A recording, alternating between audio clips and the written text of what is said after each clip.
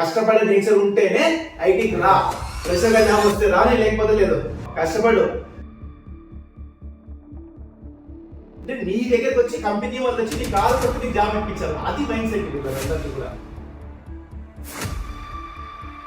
మీకు ఎంత టాలెంట్ అయినప్పటికీ కూడా క్వాలిఫికేషన్ ఒక మెజర్మెంట్ అన్నమాట. బెంగళూరులో సాఫ్ట్వేర్ కంపెనీస్ 45,000 నుంచి 50,000 కంపెనీలు గవర్నమెంట్ తో రిజిస్టర్ అయ్యి ఉన్నాయి. అవును, మనకు తెలిసి ఎన్ని? ఒక 40 తెలుసా? అంతే కదా. ఎందుకు భయపడాలా అని అతను నాకు చెప్తున్నాడు. అన్న మన మీద భయపడేది. ఆ రోజు ఏడ్చిన ఏడుపు ఈ రోజు గుర్తుంది. మాదిరి ఒక 35% వస్తే చాలు మనం పాస్ అయిపోదాం అనే బ్యాక్గ్రౌండ్. కాలేజీలో సెలవు అంటే అంత హ్యాపీ ఫీల్ అయిపోయామని. శివ ఇప్పుడు ప్రజెంట్ డెవలపర్, నేను ఓల్డ్ డెవలపర్, ప్రజెంట్ నేను DevOps and SR engineer. Okay, మాకు ఫైట్స్ అడుగుతా ఉంటాయి. వాళ్ళు నన్ను హెల్ప్ చేయాలి. అరే చెయ్యరు భయ్, వదిలేసి నువ్వు చెయ్యరు, వదిలేసి నువ్వు ఓన్గా తెచ్చుకో. నువ్వు కష్టపడి తెచ్చుకుంటున్నప్పుడు జాబ్ ఎంత మజా వస్తుంది తెలుసా అసలు. హాయ్ శివ, చాలా రోజుల తర్వాత మీట్ అయ్యాం. ఎలా ఉన్నారు? ఓకే, నేను ఈరోజు యాక్చువల్గా ఎవరైతే మన సబ్స్క్రైబర్స్ ఉంటారో వాళ్ళ కోసం నేను మంచి సక్సెస్ఫుల్ స్టోరీ అనమాట. ఎందుకంటే ఇతను మా ఫ్రెండ్. ఇంతకుముందు మా ఫ్రెండ్ వచ్చేసి బెంగళూరులోనే ఉండేవాడు, మహదేవపురం దగ్గర. మేము మార్తాలిలో ఉండేవాడు, చాలా సార్లు మీట్ అయ్యేవాళ్ళం. నేను ఎస్టర్డే సడన్గా నేను ఒకసారి కాల్ చేసినప్పుడు, ప్రశాంత్ నేను ఒక యూట్యూబ్ ఛానల్ రన్ చేస్తున్నాను, సరే నేను రన్ చేస్తున్నానని అలా ఫ్లోలో మాట్లాడాము. అప్పుడు వచ్చేసి సరే శివ చెప్పండి ఏంది ఒక పాడ్కాస్ట్ మన స్టూడెంట్స్కి ఏదైనా. ఆల్రెడీ నేను కొంచెం గైడ్ చేస్తూ ఉంటాను, అతను గైడ్ చేస్తూ ఉంటారు ఛానల్స్లో. కానీ మన స్టూడెంట్స్ మన ఛానల్లో ఎవరైతే సబ్స్క్రైబ్ చేసుకుంటారో వాళ్ళ కోసం కొంచెం హెల్ప్. యాక్చువల్గా అతని గురించి నాకు కంప్లీట్గా ఇన్ఫర్మేషన్ తెలుసు, అతను ఎక్కడ చదువుకున్నాడు, ఎక్కడ వర్క్ చేస్తున్నాడని. కానీ అతని ద్వారానే మీకు ఇన్ఫర్మేషన్ షేర్ చేయడానికి ట్రై చేస్తాను. ఓకే, మీరు స్టార్టింగ్ నుంచి వరకు ఎండింగ్ వరకు కానీ చూస్తే ఖచ్చితంగా మీకు ఏదో ఒక సిచ్యువేషన్లో 1% అయినా కానీ 100లో ఖచ్చితంగా హెల్ప్ చేస్తాడు. అంటే అది మోటివేషనల్గా కానీ, అతను చేసే డెవలప్మెంట్ బ్యాక్గ్రౌండ్ కానీ, ఒక జాబ్ని ఎంత ఫాస్ట్గా మనం కొట్టాలి, లేదంటే ఇంటర్వ్యూని ఎలా క్రాక్ చేయాలి, అసలు మనం ఒక కంపెనీని ఎలా స్విచ్ అవ్వాలి, నోటీస్ పీరియడ్ని ఎలా బ్యాలెన్స్ చేసుకోవాలి, ఐటీ ఎక్స్పీరియన్స్లో ప్రెజరు మేమెంత ఫేస్ చేస్తుంటాం, వాళ్ళు ఎంత ఫేస్ చేస్తుంటారు, అంతా డిస్కస్ చేద్దాం. స్టార్టింగ్ నుంచి ఎండింగ్ వరకు మీరు ఖచ్చితంగా చూడండి. మీకు ఏదన్నా డౌట్ ఉంటే కామెంట్ సెక్షన్లో ఖచ్చితంగా మెన్షన్ చేయండి. Hi Shiva, once again thank you. Okay, మీరు జనరల్గా మీరు అకాడమిక్స్ కొంచెం మీ కెరియర్ బ్యాక్గ్రౌండ్ ఎలా జరిగింది, ఎక్కడ మీరు చదివారు, మీరు తెలుగు మీడియం చదివారా, ఇంగ్లీష్ మీడియం చదివారా? ఎందుకంటే మా సబ్స్క్రైబర్లు చాలా మంది మేము తెలుగు మీడియం చదివామన్నా, మేము ఇంగ్లీష్ మీడియం రాలేమంటాం, మేము ఎలా పట్టాలి జాబ్ అని స్ట్రగుల్ అవుతా ఉంటారు. మీ ఇన్పుట్స్ ఏంది? Okay, so first of all, thank you very much for you to introduce me in a very well manner. Definitely, so నా అకాడమిక్స్ గురించి వస్తే, సో మాది అనంతపూర్ బేసిక్గా. సో రూరల్ బ్యాక్గ్రౌండ్లోనే నేను చదువుకోవడం జరిగింది. Very normal student. అందరి మాదిరి ఒక 35% వస్తే చాలు మనం పాస్ అయిపోదాం అనే బ్యాక్గ్రౌండే. అది ఆల్మోస్ట్ నాకు ఒక 5th క్లాస్ నుంచి డిగ్రీ వరకు కూడా అలాగే జరిగింది. డిగ్రీ వరకు కూడా నాకు ఒక 65% ఆ టైప్ మేనర్ అనమాట. అంటే ఏదో ఎక్సెల్గా చేద్దాము, ఎక్సెల్గా చదువుకుందాము అనే మెంటాలిటీ కాదు. అంటే నాకు కాలేజ్కి పోకపోతే, స్కూల్కి పోకపోతే అది నాకు బిగ్గెస్ట్ హ్యాపీయెస్ట్ మూమెంట్ అనమాట ఆ రోజు. అంత హ్యాపీ, కాలేజీలో సెలవు అంటే అంత హ్యాపీ ఫీల్ అయిపోయేవాడిని. ఎందుకో స్టడీస్ అంటే ఇష్టం ఉండేది కాదు. అది ఎందుకో చాలా రీజన్స్ ఉండొచ్చు. అంటే ఆ లెక్చర్ సరిగ్గా చెప్పాలనో, లేదు అంటే ఇదేంటి మనం చదువుకోవడము. అంటే ఇప్పుడు ఎట్లుంటుందంటే, ఇప్పుడు మీరు యాటమ్ థియరీ చెప్తారు, Rutherford atom theory, Niels Bohr atom theory, ఇవన్నీ చెప్తారు మీరు. దానివల్ల ఏంటి లాభం, నువ్వు ఎందుకు చదువుకోవాలి, ఇది చెప్పేవాళ్ళు లేదు అప్పుడు. ఆ రోజుల్లో ఇది మెయిన్ నాకు అనిపించేది. ఓకే, ఎందుకో అదొక డిఫరెంట్ మైండ్ సెట్తో నేను అలాగే నేను పెరిగాను. సో నాకు పెద్ద ఇష్టం ఉండేది కాదు. ఎంసీఏకి వెళ్ళిన తర్వాత అప్పుడు 15,000 రూపాయలు 20,000 రూపాయల జాబ్స్, బ్యాంక్ జాబ్స్ కానీ, ఏదన్నా క్లర్క్ జాబ్స్ కానీ, కస్టమర్ కేర్ కానీ ఇలాంటివి చేయాల్సి వచ్చేది అవసరం అనేది అర్థమైంది. ఓకే, అప్పుడు అర్థమైంది నాకు. ఓకే, స్టడీస్ చాలా ఇంపార్టెంట్. అంటే మీరు ఎంత టాలెంట్ అయినప్పటికీ కూడా క్వాలిఫికేషన్ అనేది ఒక మెజర్మెంట్ అనమాట. ఓకే, మీరు సూపర్ టాలెంట్ అయినచ్చు, కానీ మీరు 10th క్లాస్ ఫెయిల్ అయితే మీరు తీసుకోరు కదా ఏ జాబ్లో కానీ ఇంకోటి కానీ. Okay, qualification is very important అర్థమైంది. ఓకే, అర్థమైన తర్వాత ఎంసీఏలో ఇంకా డైలీ కాలేజ్కి వెళ్ళడం, 99% అటెండెన్స్. ఆ విధంగా బాగా చదువుకోవడం వల్ల జేఎన్టీ అనంతపురంలో గోల్డ్ మెడలిస్ట్ తీసుకున్నాను ఎంసీఏలో. సూపర్. ఓకే, చూడండి, అంటే గోల్డ్ మెడలిస్ట్ క్యాండిడేట్ మన ముందుకు వచ్చి మీకు ఫ్రీగా మంచి ఇన్పుట్స్ మనకి షేర్ చేస్తున్నాడంటే మన అదృష్టం అది యాక్చువల్గా. ఓకే, ఇప్పుడు వరకు మన శివ ఇంట్రడక్షన్లో చెప్పిన పాయింట్స్లో మీరు కొన్ని పాయింట్స్ గన్షాట్గా నోట్ చేసుకోవాలి. ఎందుకనంటే మినిమం డిగ్రీ ఈజ్ ఇంపార్టెంట్ అని చెప్తున్నాడు. అంటే నువ్వు బీటెక్ అయినా, లేదంటే మాస్టర్స్ ఎంసీఏ చేసినా, లేదంటే ఎంటెక్ చేసినా, లేదా డిగ్రీ చదువుకున్నా మినిమం సర్టిఫికేట్ పెట్టుకోండి. సర్టిఫికేట్ లేకపోతే మీకు ప్రాబ్లమ్స్ వచ్చేదానికి ఛాన్సెస్ ఎక్కువ ఉంటాయని శివ వర్డ్స్ నుంచి మనకు అర్థం అవుతున్నది. ఇంకొకటి ఏంటంటే మెయిన్ ఇంపార్టెంట్ పాయింట్, ఎవరైతే బీటెక్ బ్యాక్ ల్యాబ్స్ ఉంటాయో లేదా బీటెక్ ఆన్గోయింగ్ స్టూడెంట్స్ కానీ అయితే మీరు ఖచ్చితంగా మీరు first priority other social media activities, ఏదైతే మనం సోషల్ మీడియాలో ఫేస్బుక్, ఇన్స్టాగ్రామ్ అన్నెసరీగా వాడుతున్నామో అవన్నీ వదిలేసి మినిమం డిగ్రీ తెచ్చుకునే దానికి ఫోకస్ చేయండి అని ఆ ఫస్ట్ పాయింట్ లో నేను అబ్జర్వ్ చేసింది. అదంటే ఫస్ట్ మన క్వాలిఫికేషన్ ఉండాలి. క్వాలిఫికేషన్, మీరు ఎంత టాలెంటెడ్ అయినా ఏమైనా కానీ క్వాలిఫికేషన్ అనేది ఇంపార్టెంట్. ఎందుకంటే మీరు before entering in to the interview or any exam or any competitiveness, first it will be filter with the qualification. Okay, అది అందుకని చాలా ఇంపార్టెంట్ అది. ఓకే ఓకే ఓకే అంటే ఇప్పుడు మీరు ఐటీ ఇండస్ట్రీలోకి వచ్చారు కదా శివ, ఇప్పుడు ఫస్ట్ మీరు జాబ్ తెచ్చుకునేటప్పుడు ఎంత స్ట్రగుల్ అయ్యారు? జాబ్ తెచ్చుకున్న తర్వాత మీరు అనుకున్నటువంటి డొమైన్, ఫర్ ఎగ్జాంపుల్ ఏదో పైథాన్ నేర్చుకున్నావు, జావా నేర్చుకున్నావు, ఓకే, లేదంటే .NET వేరే టెక్నాలజీ నేర్చుకుని వేరే విధంగా మీకు ఏదైనా ఇచ్చారా? లేదంటే మీకు ఎలా ఉన్నది ఆ టైంలో స్టార్టింగ్ మీరు జాబ్ కొట్టేటప్పుడు? ప్రశాంత్, అది చాలా లాంగ్ స్టోరీ. 12 years బ్యాక్ వెళ్ళాలి అంటే మనకి కొంచెం షార్ట్, అంటే ఎక్కడ కోర్స్ మీరు ట్రైనింగ్ ఎలా ట్రైన్ అయ్యారు, ఎలా మీరు ఐటీలోకి రాగలిగారు, ఎలా స్ట్రగుల్స్ ఒక 1 minute లో మీరు దాన్ని కన్క్లూడ్ చేసి మన స్టూడెంట్స్. సో బేసిక్ గా ఏంటంటే ఈ తెలిసిందే స్టడీస్ అనేది నార్మల్ గా జరిగాయి. ఎంసీఏలో బాగా చదువుకున్నాను. చదువుకున్న తర్వాత ఇమ్మీడియట్ గా 2012 అరౌండ్ నేను అమీర్పేటలోకి వచ్చాను. వచ్చి సత్తా ఇన్స్టిట్యూట్ లో జావా నేర్చుకోవడానికి ట్రై చేశాను. కోర్ జావా అయిపోయింది. ఎందుకు అక్కడ కూడా నాకు ఇంట్రెస్ట్ లేదు. సత్య అంటే నాకు గుర్తొచ్చేది కేవీరావు స్పెషలిస్ట్ అని చెప్తే అప్పుడు బాగా ఫేమస్. నరేష్ ఐటీలో ఉన్నాడు, తెలుసు, గుంటూరు అతను మనకి చాలా బాగా చెప్తారు. తెలుసు, నాకు ఆ రోజు నచ్చేది వాడు, కానీ ఇప్పుడు ఏదో తెలుసు నాకు అతని వాల్యూ ఏంటనేది. నేర్చుకోవడం జరిగింది. జావా నేర్చుకున్నాను. కనిపించిన ప్రతి ఇంటర్వ్యూకి, ప్రతి లొకేషన్కి, చెన్నై, బెంగళూరు, హైదరాబాద్, పూణే, నోయిడా, గురుగావ్, ఇలా అన్ని లొకేషన్స్కి ఇంటర్వ్యూ ఫ్రెషర్గా జాబ్ ఉందంటే వెళ్ళేవాడిని. కానీ 99% ఒక రకమైన ఫ్రాడ్ అది. యాక్చువల్గా వాళ్ళు ఎందుకు ఇంటర్వ్యూ కండక్ట్ చేస్తారో తెలియదు. వాళ్ళ కంపెనీ పాపులర్ అవ్వాలని చేస్తారు, ఏమో తెలిసేది కాదు. యాక్చువల్గా ప్రతి చోట రిజెక్షన్. ఇంకా ఒకనొక టైంలో ఆల్మోస్ట్ 1.5 year అయిపోయింది. నాకు అది బీటెక్ రఘువరన్ మూవీ ఉంటుంది, ఆ ఫీల్డ్ లో నాకు ఒకటి భలే గుర్తుంది. నాకు ఐటీఐలో ఫ్రెషర్గా ఆపర్చునిటీ వచ్చింది రెఫరల్ ద్వారా. అది కూడా క్వశ్చన్ పేపర్ కూడా ముందే ఇచ్చేసారు. ఓకే, వెళ్ళాను, రిటర్న్ ఎగ్జామ్ రాశాను. ఆల్మోస్ట్ 99% అన్ని దానికి ఆన్సర్ చేశాను. అక్కడ నా డీటెయిల్స్ రాయడం మర్చిపోయాను. ఓకే, అంటే ఏదో ఒక కైండ్ ఆఫ్ ఎక్సైట్మెంట్, నా క్వశ్చన్ పేపర్ తెలిసేసి నాకు జాబ్ వస్తుంది అనే ఎక్సైట్మెంట్ లో నేను నా బేసిక్ హాల్ టికెట్ నెంబర్ కానీ అలా ఉంటుంది కదా, అది రాయడం మర్చిపోయాను నేను. ఓకే, సో రిజల్ట్స్ వచ్చాయి, రిజల్ట్స్ వచ్చాయి. అది ఎంట్రన్స్ జరిగిన తర్వాత వచ్చిన తర్వాత నా పేరు రాలేదు. నాకు అర్థం కాలేదు, నేను అన్ని రాసి కరెక్ట్గా రాశాను కదా అని. మళ్ళీ ఒకసారి ఆలోచించుకుంటే ఓకే, నా details, main details, important details రాయలేదు కదా. ఇంకా నేను అక్కడ రెజ్యూమ్ అక్కడ పారేసి, హైటెక్ సిటీలో జరిగింది అది. అక్కడి నుంచి అమీర్పేటకి ఆల్మోస్ట్ 2.5 hours నేను నడుచుకుంటూ వచ్చేసాను. బస్సు కూడా ఎక్కలేదు నేను. ఓకే, ఎందుకు నాకు ఎక్కాలనిపించలేదు. బస్సు ఎక్కి హ్యాపీగా వెళ్ళిపోవచ్చు. అక్కడ 5 రూపీస్ 7 రూపీస్ ఉంటుంది. నాకు వెళ్ళాలనిపించలేదు యాక్చువల్గా. ఎందుకంటే క్వశ్చన్ పేపర్ తెలిసినా కూడా నువ్వు జాబ్ తెచ్చుకోలేదంటే నువ్వు నాకు కోపం వచ్చేస్తుంది అనమాట. ఏం చేయాలో అర్థం కావట్లేదు, రావట్లేదు. అప్పటికే చాలా ఇంటర్వ్యూస్ అటెండ్ అయ్యాను. వేరియస్ రీజన్స్ వల్ల నాకు జాబ్ రాలేదు. రిటర్న్ ఎగ్జామ్ రాసేవాడిని, జాబా ఫుల్గా నేర్చుకున్నాను, కమ్యూనికేషన్ బాగుంది, గ్రూప్ డిక్షన్ రిటర్న్ వెళ్తున్నాను, ఇంటర్వ్యూ స్కిల్స్ బాగున్నాయి, అయినా రావట్లేదు. నేనేం చేయాలి ఇంకా? ఓకే, కనిపించే ప్రతి చోట అటెండ్ అయ్యామని, రాలేదు. అలా జరిగిపోయిందా పీజీకి వచ్చేసాను.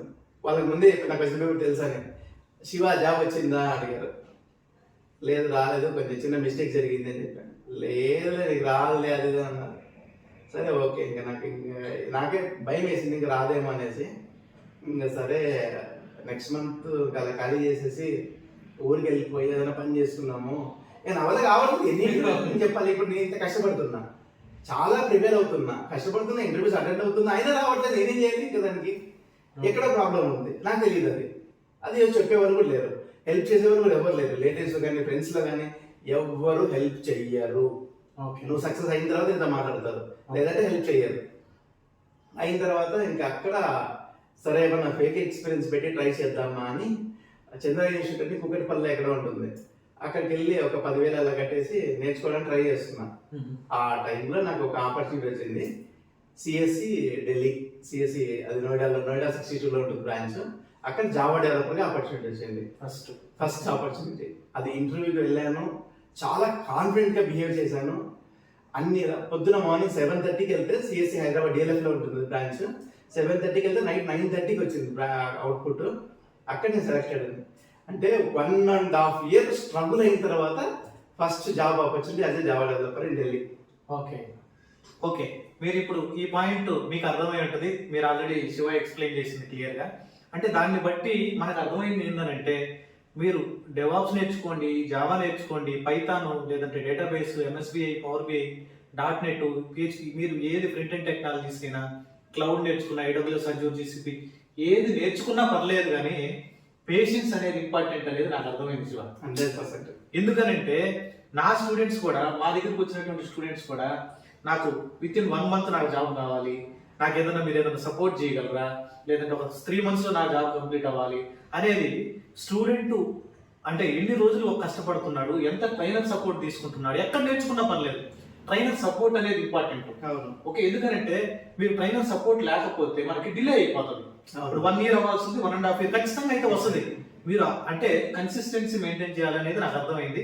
ఎందుకంటే 1.5 year స్ట్రగుల్ అయినా కానీ ఓకే అక్కడెక్కడ నోయిడా, ఢిల్లీ అటు సైడ్ వెళ్ళి ఓకే మన ఏపీ నుంచి అక్కడికి వెళ్ళి జాబ్ కొట్టాలంటే అంత ఈజీ ఏం కాదనమాట. ఈ స్ట్రగుల్స్ లో చాలా ఎక్స్పీరియన్స్ నేర్చుకుంటాడు. మీరు ఒక వర్డ్ అన్నాడు శివ గారు, మీరు గమనించారా? నేను కాన్ఫిడెంట్ గా మాట్లాడాను అన్నాను. నాకు దాన్ని బట్టి ఏమర్థమైందనంటే అతను ఎన్ని ఇంటర్వ్యూలు రిజెక్ట్ అయితే కాన్ఫిడెంట్ గా మాట్లాడారు. మేము కూడా ఎన్నో ఇంటర్వ్యూస్ తీసుకుంటా ఉంటాం, ఎన్నో ఇంటర్వ్యూస్ ఇస్తా ఉంటాం. ఓకే, అప్పుడు కూడా మీరు ఏదైనా రిజెక్ట్ అయితే మీరు టెన్షన్ పడాల్సిన అవసరం లేదు. రిజెక్ట్ అయిందనంటే మన కోసమే అనుకోవాలి. నెక్స్ట్ ఇంటర్వ్యూ ఇంకా మీకు బూస్టప్ గా ఉంటుంది. ఇప్పుడు 10 lakhs ఇచ్చావు, నెక్స్ట్ కంపెనీ 12 lakhs ఇవ్వచ్చు, 15 lakhs ఇవ్వచ్చు. అలా మనం టెన్షన్ పడాల్సినటువంటి అవసరం లేదు. ఆ పాయింట్ నేను అంటే శివ గారు చెప్పేదాన్ని బట్టి మనకు అర్థమైంది, మీకేం అర్థమైందో కూడా కామెంట్ సెక్షన్ లో పెడితే మనం కొంచెం చదువుతా ఉంటాం, ఏమేమి పెడతాం. రిజెక్ట్ అయినప్పుడు ఎప్పుడు కూడా భయపడకూడదు, బాధపడకూడదు. ఒకటి ఏంటంటే నాకు హైదరాబాద్ బేగంపేటలో ఈబిక్స్ అనే ఒక కంపెనీ ఉంది. వెళ్ళాను, నేను మా ఫ్రెండ్ ఇంటర్వ్యూకి వెళ్ళాము. ఒక 5,000 మంది వచ్చారు. అన్ని రౌండ్స్ ఫిల్టర్ చేసుకొని 5,000 మంది నుంచి దాదాపు 6 మంది మిగిలాము లాస్ట్ ఫైనల్ రౌండ్ లో. సాలరీ డిస్కస్ చేశారు, ఇలా చెప్పారు 25,000 ఇస్తామని. ఇంకా అసలు ఆనందం తక్కువలేకపోయాను అసలు. అది ఆల్మోస్ట్ 1 year తర్వాత వచ్చింది. అది ఏం జరిగిందో ఏమో తెలియదు, ఆఫర్ లెటర్ ఇవ్వలేదు నాకు. 6 మంది వచ్చాము, 5,000 మంది నుంచి 6 మందికి వచ్చాము, ఆఫర్ లెటర్ ఇవ్వలేదు. 6 మందిలో కూడా మళ్ళీ ఆఫర్ లెటర్ ఇవ్వలేదు. 5 మందికి ఇచ్చా, నాకు ఇవ్వలేదు. ఏదో వేరే క్యాలిక్యులేషన్ చాలా ఉంటాయి, రెఫరెన్స్లు కావచ్చు, క్యాస్ట్ పాలిటిక్స్ కావచ్చు, రీజనల్ పాలిటిక్స్ కావచ్చు, చాలా ఉంటాయి. డెఫినెట్ గా చాలా ఉంటాయి.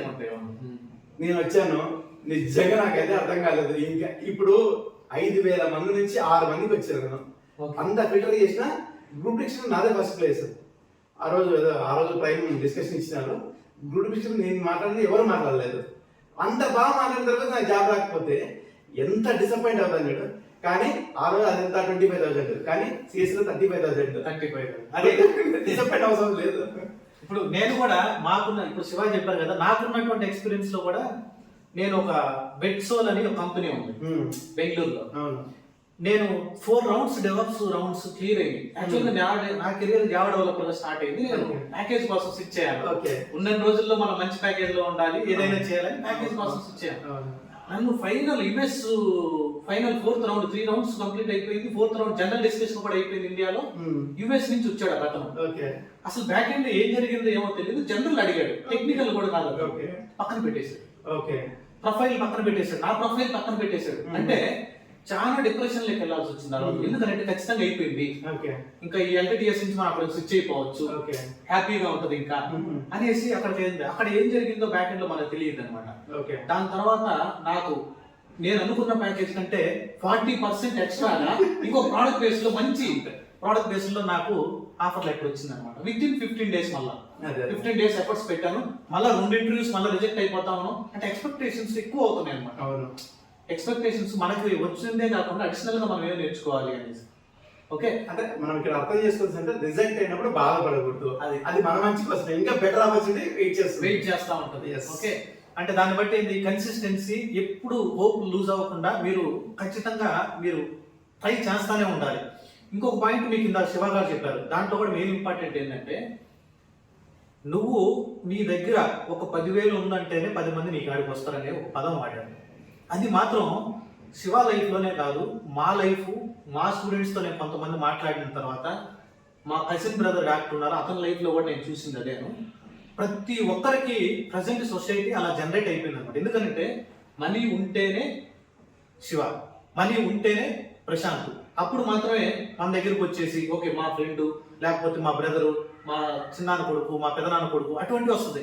మనం చదువుకోకుండా, మనం ఎటువంటి జాబ్ చేయకుండా, మనం ఎటువంటి ఇన్కమ్ జనరేట్ చేయకపోతే మనకి సొసైటీలో ఏమవుతుందంటే అతను కనిపించారనంటే ఈ ప్రశాంత్ ఎవరు అని అంటే ప్రశాంత్ ఎవరో మాకు తెలియదు అంటారు.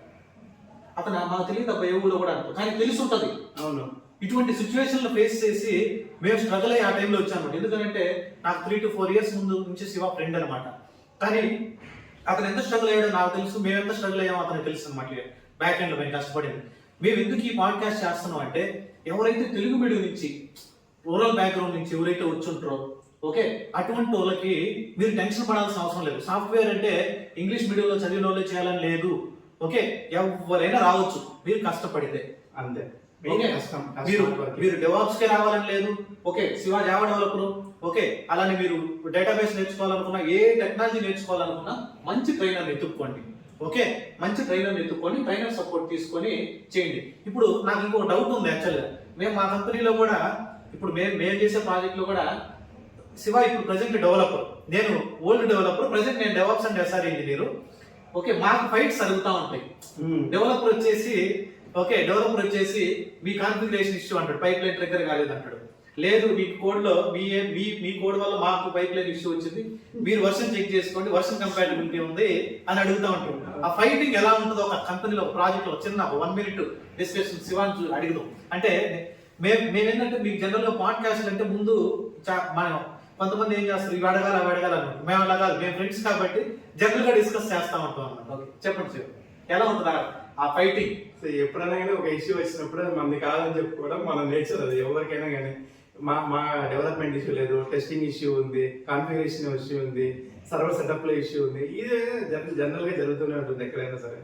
ఓకే, అంటే ఇప్పుడు యాక్చువల్ మేమేం చేస్తాం, మేము ఆపరేషన్స్ డెవాప్స్ ఏం చేస్తాం, ఇది మా సైడ్ ఇష్యూ కాదు, మీరు డెవలప్మెంట్ సైడ్ ఇష్యూ మీరు ఫిక్స్ చేసి మాకు ఇవ్వండి.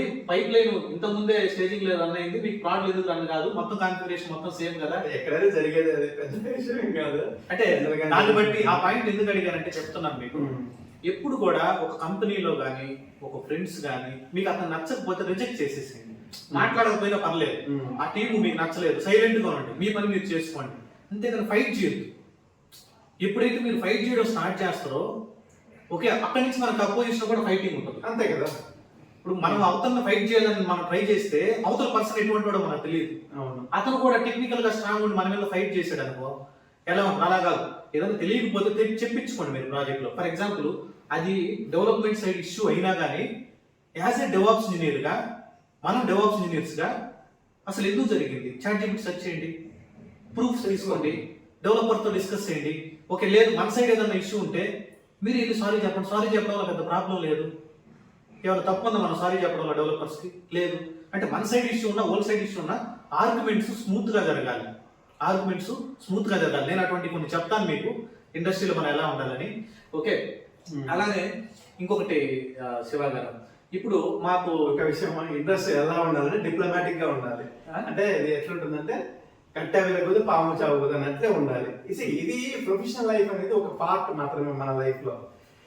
సరే మన పర్సనల్ లైఫ్ లో మన యాటిట్యూడ్ ఎలా ఉన్నా, మన బిహేవియర్ ఎలా ఉన్నా, ఇక్కడికి వచ్చేసరికి డిప్లొమాటిక్ గా బిహేవ్ చేద్దాము, అందరిని రెస్పెక్ట్ఫుల్ గా మాట్లాడదాము, అందరితోనూ మన ప్రొడక్టివిటీ గురించి మాట్లాడదాము, మనం సక్సెస్ఫుల్ గా బిహేవ్ చేద్దాం ఇక్కడ. సరే పర్సనల్ లైఫ్ లో మీరు ఎలానో ఉండండి, ఇక్కడ సక్సెస్ అవ్వండి, ఆటోమేటిక్ గా ఇది మీ పర్సనల్ లైఫ్ లో రిఫ్లెక్ట్ అవుతుంది. ఓకే ఇంకా కమ్యూనికేషన్ విషయానికి వస్తే ఇందాక చెప్పాను తెలుగు మీడియం బ్యాక్గ్రౌండ్ నుంచి వచ్చానని చెప్పి. ఈ రోజు నేను యుఎస్ ఎన్హెచ్ఎస్ కానీ, యూకే కానీ, డెన్మార్క్ కానీ, కెనడా, ప్యారిస్, తర్వాత ఇటలీ, ఇలా చాలా కంట్రీస్ వాళ్ళతో పనిచేశాను. నాకు ఏ రోజు ఇంగ్లీష్ ఏమి ఇబ్బంది కాలేదు.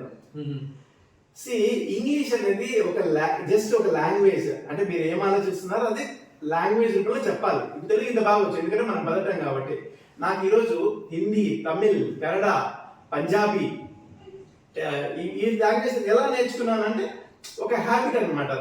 అది పెద్ద విషయం కాదు. ఇంగ్లీష్ కూడా చాలా సింపుల్ గా నేర్చుకోవచ్చు. నేను అక్కడ యాక్చువల్గా హైదరాబాద్ లో నేర్చుకునేటప్పుడు 2 సార్లు స్కూల్ వెళ్ళాను. ఎందుకంటే అక్కడ నీకు ప్రాక్టీస్ చేయడానికి ఒక ఆపర్చునిటీ దొరుకుతుంది. ఇక మేధా అని చిరంజీవి ఉంటాడు, అతని దగ్గర నిజంగా ఈ రోజు కూడా నేను ఒక సెంటెన్స్ రాస్తున్నప్పుడు కూడా నాకు అదే గుర్తొస్తాడు. ఆ గ్రామర్ కానీ, అతను చెప్పిన టెక్నిక్స్ కానీ అదే గుర్తొస్తుంది. అంటే అతను కూడా అలాగే చెప్తాడు. యాక్చువల్గా రూరల్ బ్యాక్గ్రౌండ్ నుంచి వచ్చిన వాళ్ళు ఇంగ్లీష్ ఎలా మాట్లాడచ్చు. Today I'm very comfortable in talking in English with any client or any person from any country. Okay, ఆ స్లాంగ్ కానీ ఏది డిఫరెంట్ లేదు, నాకు యాక్సెంట్ కానీ ఏది డిఫరెంట్ అనిపించట్లేదు, డిఫికల్ట్ కూడా అనిపించట్లేదు. ఇంగ్లీష్ అనేది పెద్ద ఆలోచించిన అవసరం లేదు, మనకి ప్రాక్టీస్ లోనే ఆటోమేటిక్ గా వచ్చేస్తుంది. Subject is matter. అంతే, సబ్జెక్ట్ బాగా వచ్చిండాలి. అది మీరు ఏదైనా తీసుకోండి, జావా, డాట్, పైథాన్, డెవాప్స్, ఏది తీసుకున్నా సరే సబ్జెక్ట్ బాగా వస్తే మీకు ఆటోమేటిక్ గా కాన్ఫిడెన్స్ బిల్డప్ అవుతుంది. Confidence, language doesn't matter anything. ఇప్పుడు మనం బయటకు వెళ్ళి షాప్ లో వాళ్ళతో మాట్లాడుతుంటాము. ఇప్పుడు అనంతపూర్లో రాజస్థాన్ వాళ్ళు ఉన్నారు, వాళ్ళు ఎలా బతుకుతున్నారు? వాళ్ళకి లాంగ్వేజ్ వచ్చా, తెలుగు వచ్చా? రాదు కదా. కానీ వాళ్ళకి బిజినెస్ చేయడం తెలుసు ఎలా చేయాలో. Okay, subject is important, language does not matter. Today I am very able, today I am able to comfortably talk with any person in English. ఎలా వచ్చింది నాకు ఇంగ్లీష్? తెలుగు మీడియం బ్యాక్గ్రౌండ్ కదా, నాకు ఇంగ్లీష్ మాట్లాడడం భయం వేసేది. కానీ ఈ రోజు ఏం భయం లేదు కదా, హ్యాపీగా మాట్లాడుతున్నా కదా. అంత కాన్ఫిడెన్స్ ఎట్లా వచ్చింది? నా ఎక్స్పీరియన్స్ వల్ల, నా నాలెడ్జ్ వల్ల వచ్చింది. ఓకే, అది గుర్తుపెట్టుకోవాలి ఇక్కడ. ఓకే, అంటే మీరు క్లియర్గా అబ్జర్వ్ చేశారు కదా శివ గారు చెప్పేది. అంటే మీరు ఏది బ్యారియర్ కాదు. అంటే ఇప్పుడు మేము తెలుగు మీడియం బ్యాక్గ్రౌండ్ అయినా మేమిద్దరం కూడా, శివ తెలుగు మీడియమే, నేను తెలుగు మీడియమే. ఓకే, నాకు అతను మేము కొన్ని ఇష్యూల్లో, నాకు జావా ఇష్యూలో హెల్ప్ చేసేవాడు. ఏదైనా క్రిటికల్ కాంప్లెక్సిటీస్ వచ్చినప్పుడు అతనికి ఏదైనా సిఐసిడిలో ఉన్నప్పుడు నేను ఇన్వాల్వ్ అయ్యేవాడిని. ఓకే, ఇలా ఇలా డిస్కస్ చేసేవాళ్ళం. ఎందుకంటే ఇన్ఫర్మేషన్ షేరింగ్ అనేది చాలా ఇంపార్టెంట్ అనమాట.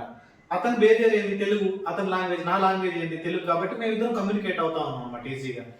అంటే ఈ లాంగ్వేజ్ బేరియర్ అంటే ఎలా ఉంటుందంటే Python, Java, .NET, C language, ఏ ప్రోగ్రామింగ్ లాంగ్వేజ్ అయినా బ్యాక్ ఎండ్ లో కన్వర్ట్ అయ్యేది బైనరీస్, జీరో సమ్స్ లేకి కన్వర్ట్ అవుతాం. అలానే మన ఇండస్ట్రీలో కూడా నువ్వు హిందీలో మాట్లాడినా, ఇంగ్లీష్లో మాట్లాడినా, తెలుగులో మాట్లాడినా అల్టిమేట్ కంటెంట్ ఇచ్చేది మాత్రం క్లయింట్ కి కామన్.